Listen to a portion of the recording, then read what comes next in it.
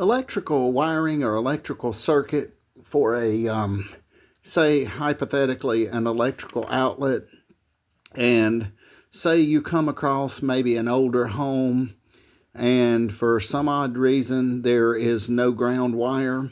Some of the older homes may not have had a ground wire, and some of the older homes may even have the wire, say a hot and a neutral, with the black insulation on it, and and it kind of gets dry rotted. And my opinion is, if you come across something like this in your home, it may be a good idea to in my opinion, to consult an electrician and make plans to get it. But hypothetically, say, how could you make a socket work if you had an outlet and you only had two plug-ins? So, and there's no ground, and say, for instance, you were putting in an extension cord or something along this lines.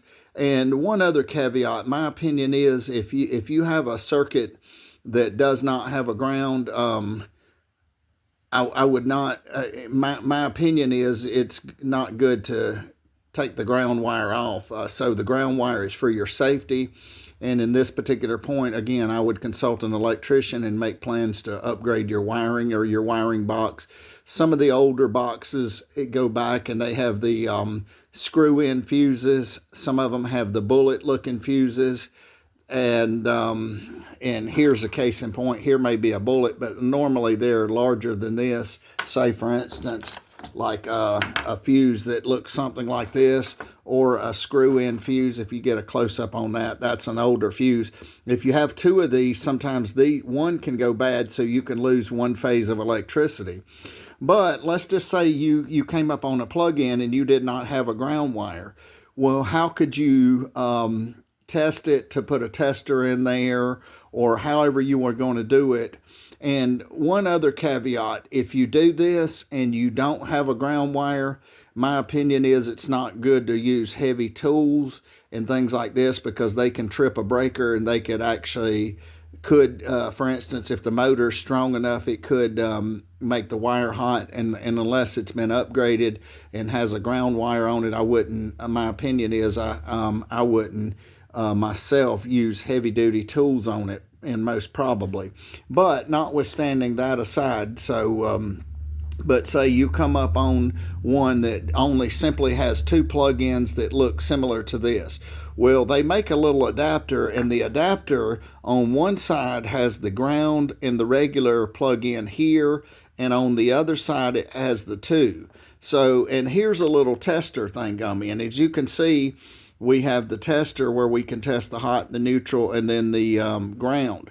So one could take this, hypothetically, and take and put this in here and push this in here, and say if you had somebody flipping the breakers or screwing the breakers in, then you would see a light on here, so you would know if it had power or no power. But this is a temporary solution,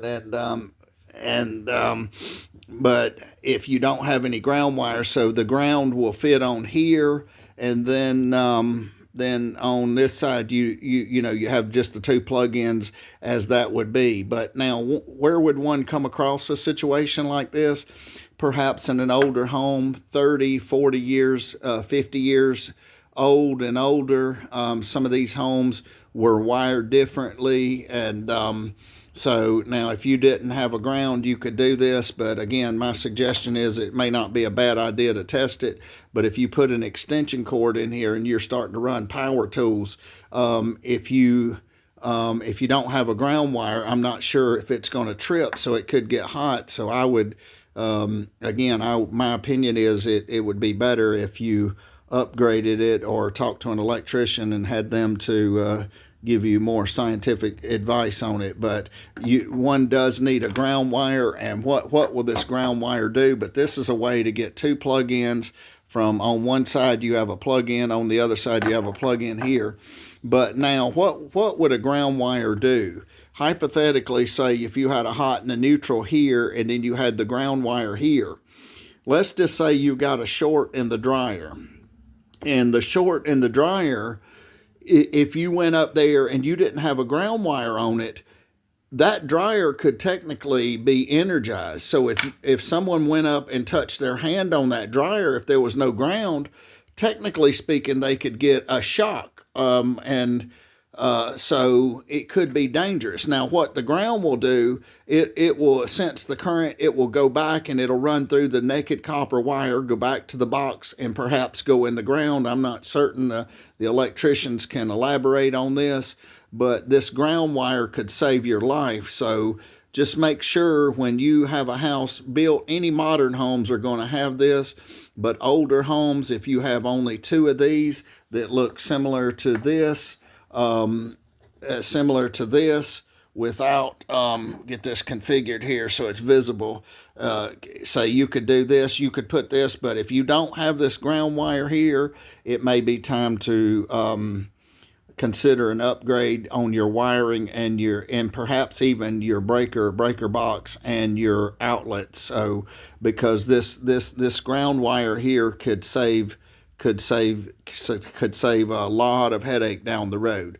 But just a temporary solution, if you were doing something that wasn't pulling low amps, you could take a fitting like this and you could essentially just pop it on here, and if you were testing the breaker, and then you could get somebody, this would go on the end of here like something like this. It's difficult to configure, but then this would light up. So if this is dead, then the breaker would be dead, but if you screwed a fuse in and then it lights up, then you would know you had power. So this would be a temporary solution to say, for instance, to test your breakers or something thereabouts. So something that's not going to pull perhaps a lot of amps. So ground wire for electrical and a 2-prong unit with a plug-in without a ground wire.